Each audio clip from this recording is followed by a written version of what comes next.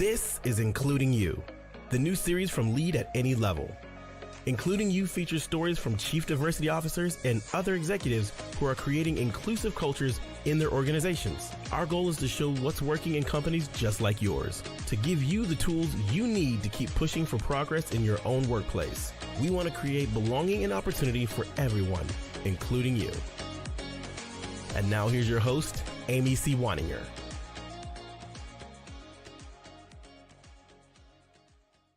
Welcome back to Including You. I'm your host, Amy C. Waninger. My guest today is Parish Jefferson. He's the Regional Director of University Partnerships and the Board Chairman of the One Fullstack ERG. With Fullstack Academy prepares students for fulfilling careers in tech through their New York City campus, women-focused Grace Hopper program, online learning, and more than a dozen university partnerships and counting.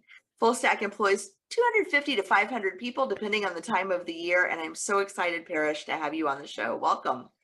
Thank you, Amy. I'm excited to be here. So tell us a little bit about why is inclusion so important to Fullstack Academy?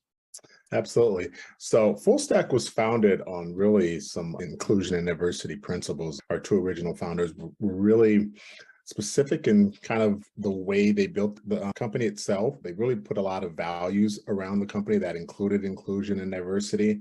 And they really wanted the community itself to be representative of what's in society today. And one of the things also that was important to them was getting more women and minorities involved in tech. So that was always a foundation of what Fullstack was built on.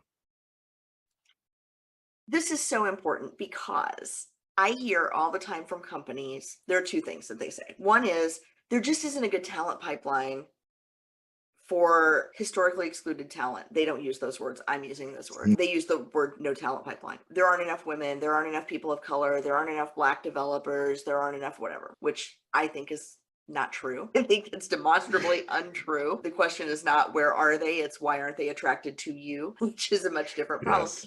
But the other piece of that is that these environments have been very exclusive historically. I was a developer coming out of college way many years ago, right? I remember being told, I remember one colleague in particular who said, wow, you're really analytical for a girl. And and that was like the least, that was the least of the horrible things that were said to me during my internship and then moving into my career. Yeah. And so when we talk about bringing more diverse talent into the industry, and diversity can be very broadly defined in tech because it has been such a boys' club for so long. Didn't start out that way, but it's certainly become that, right? How are you marrying this notion of people don't feel included, so they don't want to come in, versus then on the company side, they're saying, well, we really don't see enough people. That's what you're sandwiched in between those two attitudes. Yeah, 100%. So I think one of the things that we've done a little differently is, first of all, we're obviously a non-traditional education path, right? So we're able to attract students that maybe not are, some of them do already have 4-year degrees, but not everyone is looking to get a 4-year degree. Some of them are just looking to come and get a certificate and go into coding. So that allows us to really target a unique set of individuals.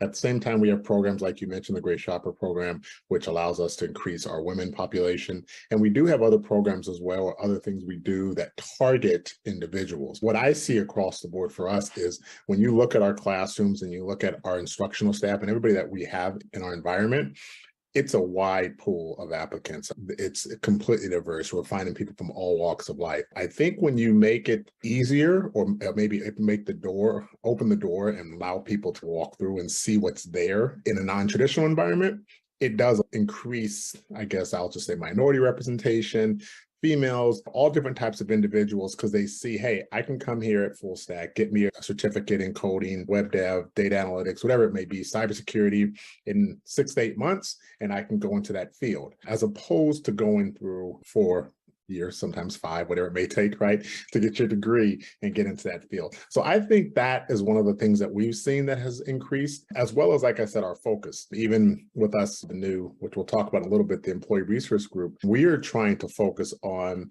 how are we recruiting students, where are we recruiting them from, and making sure that we are looking at certain universities or certain parts of society that we can target and get more minorities, get more females, get more people involved in coding. And so you've obviously been very successful in that. Full Stack has grown very rapidly. You're very well respected in the industry. Grace Hopper is one of the biggest events of the year. The Grace Hopper Conference is one of the biggest events of the year in tech. This is a huge splash you're making in the tech industry. You mentioned ERGs, but what do you think is fueling your success? What are you doing that's working in this space? I think it feels to me that there is this attraction to the non-traditional education. I really feel that's a change we've seen recently. I just know in my own circle, I have kids that are sophomores starting their sophomore year in college. But when I look at their friends and I look at their community, there's a lot of kids that aren't going the 4-year path. There's a lot that are taking junior colleges, and there are a lot that are going through certificate programs. So I do feel that the newer generation aren't just looking at one way to get into their career. So I think that's what's made us successful. The second thing I think is our expansion of the offerings we have. We started just doing coding, but we now have cybersecurity, we have data analytics, we have DevOps, we have product management. So it gives individuals different paths, different ways to go into their field, hopefully their career field, and really get started. So that's what I've seen, I think, has really made us successful. Yeah. And you mentioned ERGs, and you were talking about students. Are your students involved in ERGs as well? Or are your ERGs for faculty? Yeah, our ERGs themselves are for, I'll say, employees, but we have all of our faculties, whether they're part-time or full-time, are involved or eligible to be involved, as well as any employee at Full Stack. Okay. And then how does that translate into how you serve your students? Yeah, so that's a great point. We actually are doing what we have, it's called a Visibility Matters sections. We just started. Our first one's going to be the 31st, which is coming up, which all students are invited. Previous students and current students will be involved. So that's going to be their first exposure to the Full Stack ERG, where we're going to have, she's actually one of our instructors. She's a former Marine, and she's going to come and talk about she's a transgender instructor. She's going to come and talk about her experience being a transgender going through the Marine Corps. And she's going to speak about how she's able to transition into the Full Stack environment, how she became an instructor, what that looks like, and really help people see that there's a path for everyone to get into tech. And her story is incredible. So I think this will be the first time our students are exposed to some of the work the ERG is doing, but we do plan to expand that going into the future. We'll start offering some more trainings and presentations like this that allow our students to really see some of the work that Full Stack is doing. I think this is so important because you probably don't know this. I used to do a podcast series called See It to Be It, where I interviewed people about how do you get in your career? What do you do? What surprises you about the work that you didn't know coming in? All of these things, because I have this notion that, because I grew up this way, right? I didn't know people who had professional careers, right? I assumed that the bank tellers at the local bank majored in finance in college. I assumed that the people at the grocery store that did the checkout must have majored in business because they handled cash all day. Like, I really had a disconnect between how the world worked and what I saw every day because of where I grew up. And I do think it's so important for people to see all kinds of role models in all kinds of roles in all different industries, to just open up what's possible for them, and to see someone who is a military veteran who is now teaching tech, presumably for industry, right? For private sector, right? That's 4 steps away from probably where that individual started out, right? Thinking, I'm going to be a Marine. Now you add in, there's obviously some intersectionality there around gender difference and gender discrimination, transgender identity, right? Being part of the LGBTQIA plus community. Yeah. And then you add like those levels of difference in, or those levels of challenge, or those levels of becoming. And so I would imagine for a lot of your students, not only are they becoming tech savvy, not only are they becoming developers, they're also becoming adults, becoming professionals, becoming versions of themselves that they never imagined, becoming people who will be industry leaders in a few years. And so seeing all of that wrapped up, through the lens of an ERG, certainly, but also just from the professional lens of, here's what's possible for all different kinds of people, that has to be very impactful for your students. It really is. You touched on a couple things that are interesting. Just literally, I think yesterday or the day before. It's very recent. I was actually speaking to a very close friend of mine who he's an African-American in tech in Silicon Valley. And we were talking about growing up, where we grew up in the East Bay at the time, back in the mid-'80s, thinking back of what, I guess, role models and examples we had in front of us. And he made a comment that I never met any doctors, I never met any lawyers, I never met any professionals. So there was no one really that taught me, hey, this is what you can become. This is a path for you. So we were kind of exploring, like, how did we get where we are today? What is it that led us to believe, hey, we can make it, we can get here? So one of the things that he mentioned, and he was commenting to me, that he was saying, hey, you exposing your kids to these different types of industries, different type of professionals, and letting them see that, hey, you can make this. This is what you can become. So when I look at that, I think of the same thing for our students, right? We bring in our alumni, we bring in, like I said, our instructors, who some of them went through our program, and let them say, hey, here I am today. I'm working at Google, or I'm working at Microsoft, or whatever company is I'm working at. I went through this program. I succeeded before I was doing this, and here I am now today. So it does, you're right. It shows students what they can become, what opportunities are out there. And I think that's really important for the students, really making that connection to say, okay, here I am today doing this job that I'm not happy in. 6 to 8 months from now, if I go through this program and I'm successful, I can be in this role, which will set up a different career for me, which I could be really more happy or more proud about. So that's really what we do. And I think that is really eye-opening for students when they see that. I would imagine so, because not only are you talking about the economic opportunity that exists, but you're also talking about meaningful work and really affirming and fulfilling work that you can chart your own course once you have these skills, right? And say, look, I want to change the world in this way. And there's a path to do that in technology. And so I would imagine that it's not just the economic returns, but it's also that self-actualization return, right? That people are able to set up the kind of life that they want, but also create the kind of world that they want through their work. Exactly.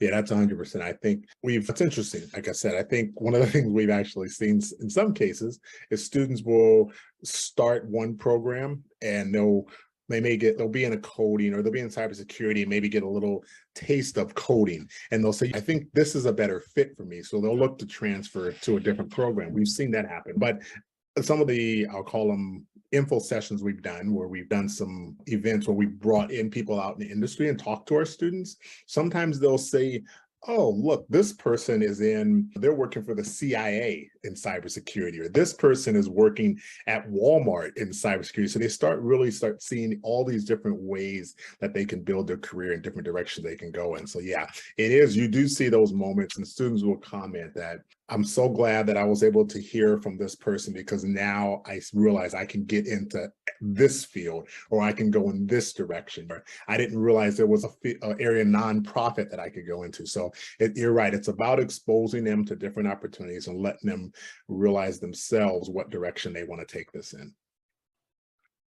I am all for it. I think this is absolutely fantastic work that you're doing. I've talked to people in different tech accelerator, career accelerator programs, and everybody has their own unique spin. But I think having that exposure piece is just so important, and broad exposure, so people can find their right niche within the work and the right industry. Parish, what do you hope to accomplish next in the work that you're doing with Fullstack? Wow.